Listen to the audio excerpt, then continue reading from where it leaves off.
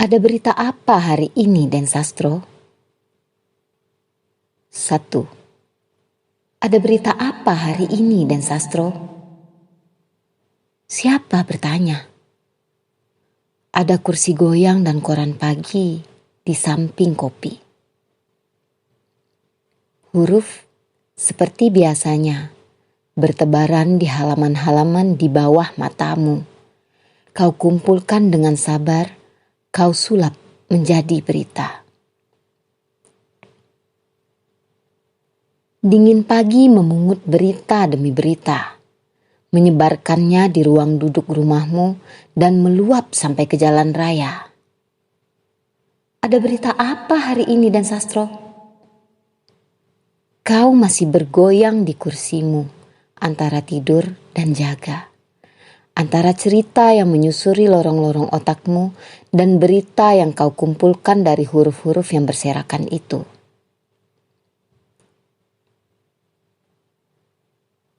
Sudah sejak lama cahaya pagi yang kaki-kakinya telanjang tidak pernah lagi menyapamu selamat pagi. Ia hanya berjalan-jalan di depan rumahmu. Tak dipahaminya timbunan huruf itu. Kau saksikan ia mengangguk kepada setiap orang yang lewat di muka jendelamu. Aneh. Jendela bisa memandang keluar dan ke dalam sekaligus. Kau tak pernah bisa memandang ke dalam dan hanya bisa melihat huruf-huruf yang susul-menyusul di koran pagi yang harus kau bujuk terlebih dahulu agar menjadi berita. Ada berita apa hari ini, Den Sastro? Suara itu sejak lama tidak lagi terasa mengganggu. Tidak lagi menimbang-nimbang apa yang seharusnya terjadi. Tidak lagi meragukan apa yang telah menjadi berita. Tidak lagi memaksamu kembali ke masa ketika kau suka mendengar gerincing uang logam dan seberkas kunci nenekmu. 2. Apakah kenangan bisa begitu saja meninggalkan tubuhku? Ada yang terasa nyeri ketika sesuatu kebetulan kau tangkap dalam kenangan. Pada suatu pagi yang jeritnya bagai ombak, ketika perempuan itu dulu bertanya padamu tentang segala yang telah kau lalui. Tentang bekas-bekas jari tanganmu yang masih bisa terbaca di seluruh tubuhnya. Kau tidak ingat benar apa yang ditanyakannya. Apa yang sebenarnya ingin ia dapatkan kembali darimu. Ia toh sudah menjadi daun penanggalan yang tiap bulan kau sobek dan kau campakkan di tempat sampah. Kau bukan lagi seorang yang dengan mudah terpesona oleh langit yang mempermainkan warna-warna bunga. Mungkin bagimu perempuan itu tak bernama. Bagimu perempuan itu tak perlu bernama. Bagimu perempuan itu tidak pernah mendesakmu untuk menyebutnya dengan sebuah nama. Ia sama dengan gerincing uang logam nenekmu yang suka menyanyikan dongeng-dongeng yang kau hafal, tetapi yang tak pernah kau pahami amanatnya. Apakah ada yang bisa begitu saja meninggalkan tubuhku? Kau benar. Ada yang selalu berada di sampingmu ketika kau berjalan sendirian malam-malam. Dan tak seorang pun percaya kecuali yang katamu selalu berada di sampingmu itu. Kau memang tak pernah menanyakan siapa gerangan yang tak pernah melepaskanmu sendiri waktu kau meninggalkan rumah yang jendelanya seharian menyiasatimu. Siapa gerangan? Apakah kenangan yang selalu basah oleh hujan, yang warnanya seperti kelereng, yang terbang ketika angin turun, tak bisa meninggalkanmu? Apakah masih ada yang berhak berjalan di sampingmu? Setelah kelahiran, hidup. 3.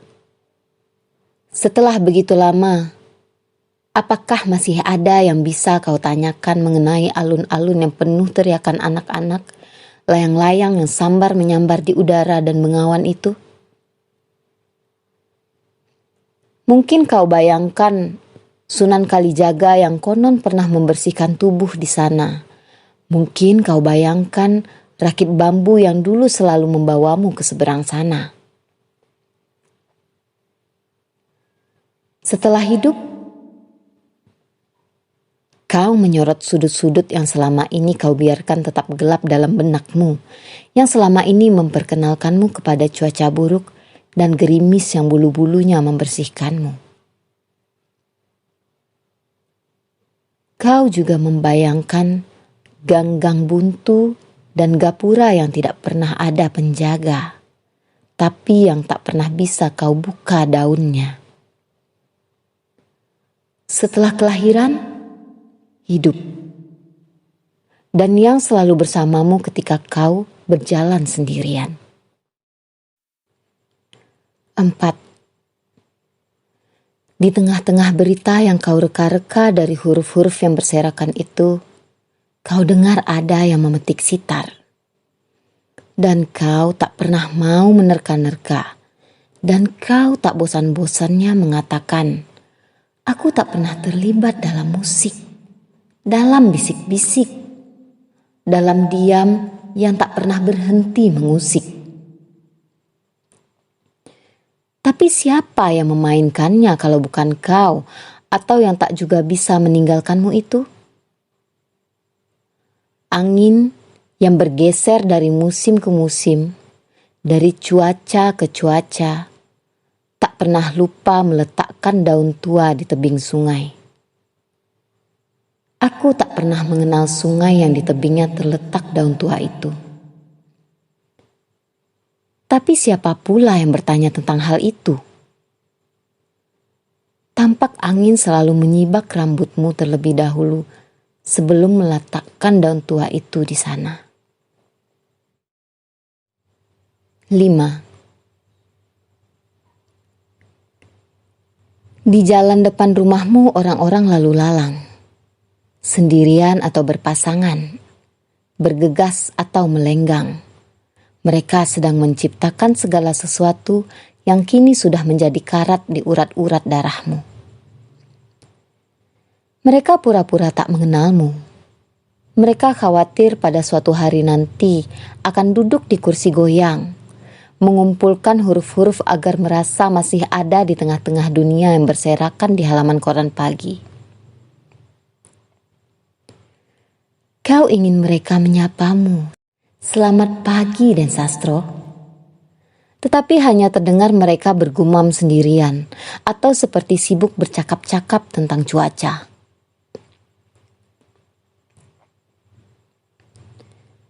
Kenapa jendela bisa memandang orang-orang yang lalu lalang dan sekaligus bisa juga memandangku? Kau hanya bisa melakukan perjalanan ulang-alik antara lembaran koran pagi dan teriakan anak-anak yang bermain layang-layang di alun-alun itu. Kau tak bisa berada di kedua tempat itu sekaligus. Kau terkepung huruf dan tak bisa mendengarkan suara-suara itu.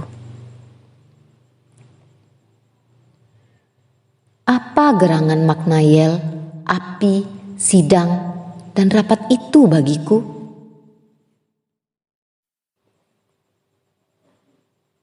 Enam. Kursi itu bergoyang, kesana kemari. Kau tampak tak peduli, meskipun sayang padanya. Ia belum pernah berbicara denganmu. Belum pernah menanyakan kenapa ini terjadi, kenapa itu tidak juga pernah terjadi di ruangan itu. Ia juga tidak pernah memasalahkan dunia yang semakin terjepit di antara huruf-huruf koran pagi itu, yang kadang terbakar di bawah matamu. Kau pun hanya menyandarkan tubuhmu dan sedikit menggoyangnya. Selebihnya suara-suara kereot yang setia mendengarkanmu berbicara sendiri, yang setia menyaksikanmu diam-diam keluar dari jendela yang bisa sekaligus memandang keluar dan ke dalam itu. Norman, remaja 16 tahun itu, tewas akibat 2 luka tusukan senjata yang menghunjam di bagian pinggang belakang dan sampingnya dari salah seorang pengeroyoknya. Dokter menduga tusukan itu mengenai organ tubuh penting. Nyawa remaja ya. Kau pun memproses larik-larik itu agar menjelma rangkaian manik-manik yang ketika kau remaja sering kau lihat melingkar di leher perempuan itu. Tewas, senjata, menghunjam, dokter adalah manik-manik itu, yang jika dikenakan seorang perempuan, misalnya Ibu Norman, akan berubah menjadi ombak laut yang tak habis-habisnya menampar pantai yang tak lagi ditumbuhi bakau itu. Kemana lagi bersarang burung-burung itu? Seperti kau dengar tuduhan koran pagi itu. Tapi kau dikutuk untuk hanya bisa menyaksikan yang di seberang jendela. Dunia asing yang ditawarkan serakan huruf di koran pagi yang bergoyang bersamamu di atas kursi. Kau tak berhak menyaksikan apa yang seharusnya tidak terjadi. Apa yang menurut perkiraanmu hanya bisa bergerak di halaman-halaman cerita yang kadang-kadang kau baca ketika hari menjelang maghrib, yakni ketika kursi masih bergoyang bersamamu. Mungkin memang sudah waktunya kau bergoyang antara berita dan cerita. Semesta yang disusun dengan huruf-huruf yang itu juga. Mungkin memang sudah waktunya kau tidak boleh lagi merisaukan apa bedanya. Norman tewas saat berjoget dangdut. Anak-anak yang main bola di alun-alun itu mendadak bubar ketika tampak ada layang-layang putus. Adegan memilukan antara ibu dan anak itu terjadi di ruang gawat darurat. 7. Seorang anak berteriak-teriak, memetik kembang sepatu di luar pagar rumahmu, menendang-nendang kerikil ke arah selokan. Jendela yang bisa melihat keluar tampak bahagia karenanya. Si anak, kembang sepatu, kerikil, dan selokan menggoda abang sayur yang menikmati tawar-menawar dengan ibu-ibu muda. Jendela yang setiap pagi kau buka pelupuknya itu suka menjadi gemas, tapi segera diredakan cahaya pagi.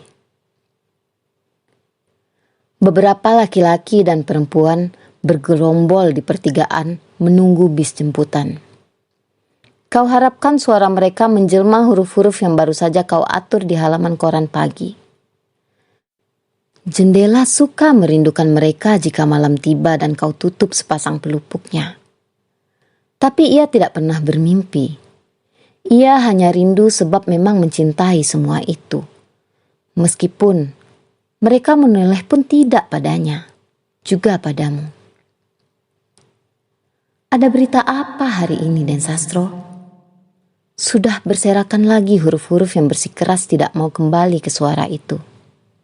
Yang tidak mau menyatu dengan teriakan, gurauan, dan percakapan itu. Yang tidak bisa lagi dicongkel dari halaman koran pagi. Kau membujuknya satu demi satu agar bisa kau pahami kehendaknya. Agar kau bisa pahami amanatnya. Agar bisa kau hayati yel-yel, debat dalam rapat, suara senapan yang tidak mungkin kembali ke rangkaian bunyi karena sudah terlanjur terkubur dalam timbunan huruf di koran pagi. 8. Ketika anak-anak sudah lewat, ketika tukang sayur sudah pergi, ketika bis jemputan sudah berlalu, kau membetulkan letak kacamatamu dan mencoba menatap bingkai jendela kamarmu. Ia menatapmu kembali dan mengembalikanmu pada semua kamar yang murah sudah penuh terisi pasien, kata ibu anak itu di kamar mayat. Kau tak pernah mau menyadari bahwa yang tak pernah kau dengar bisa membatu dalam huruf. Bahwa yang tidak terjangkau indramu bisa membusuk dalam berita. Bahwa akhirnya semua itu hanya merupakan deretan huruf panjang yang tidak mungkin tertangkap dalam buku-buku tebal yang sering berserakan di kamar tidurmu. Pagi ini, yang kebetulan adalah ulang tahunmu, Kau ingin sekali berjalan seperti kaki-kaki cahaya yang telanjang dan bergerak dari bunga ke daun lalu tergelincir di jalan. Tidak ada yang mengingatnya lagi. Tidak ada yang memberimu ucapan selamat dan menyanyikan panjang umurnya, panjang umurnya. Kau pun tidak. Yang masih sisa adalah suara bakiak almarhum nenekmu yang gerincing seikat kunci lemarinya menandakan bahwa ia masih akan menyanyikan buatmu. Paman yang memandikan kuda, yang masih suka kau rindukan meski waktu itu kau tak membayangkan wajah bawang putih yang tersirap ketika ditatap sang pangeran. Pernahkah kau ingin menyusup ke dalam dongeng dan berperan sebagai pangeran? Pernahkah kau tahu bahwa ketika mendongeng, nenekmu membayangkanmu sebagai pangeran? Pagi ini bisa saja tidak ada berita. Bisa saja tidak ada yang bisa dengan hati-hati dicongkel dari karang huruf itu. Padahal ada yang ingin kau tanyakan kepada nenekmu yang sudah meninggal. Ini dongeng, Nek. 9. Tiba-tiba suara ribut di benakmu. Sejumlah orang memestakan hari pensiunmu, mengucapkan selamat kepadamu. Minuman, makanan, nyanyian, seolah-olah selesailah sudah tugasmu. Seolah-olah sekarang inilah saatnya kau padamkan indramu. Mereka pasti tidak membayangkan bahwa mendadak semerbak dan tidak akan bisa kau tolak bau wangi ketika kau pertama kali mencium perempuan itu di dalam becak ketika malam-malam mengantarkannya pulang, ketika memeluknya di ruang kuliah yang kosong, ketika untuk pertama kalinya kau dengar jeritnya di hotel murahan itu. Raden Panji, akulah sarung bagi keris yang gemetar di tangan itu. Kau bukan pangeran yang dipaksa mencintai perempuan dengan sebilah keris. Bukan pangeran yang kemudian tertelungkup di hadapan Angreni. Perempuan itu menjelma mawar. Dan mawar di halaman depan rumahmu disentuh kaki-kaki matahari ketika kau bangkit dari kursi goyang. Kursi itu tetap saja bergoyang ketika kau bangkit mendekat ke jendela. Ia tetap saja bergoyang ketika kau membuka pintu untuk keluar ke dunia yang tak pernah memercik di halaman koran. Kau berdiri di ambangnya. Kursi itu tetap saja bergoyang-goyang. Kursi itu melihatmu bergoyang-goyang. Mati. Tidur. Tidur. Mungkin bermimpi. Kau pun membayangkan dirimu pangeran yang lain dari yang dulu dibayangkan nenekmu tentangmu. Sapardi Djoko Damono.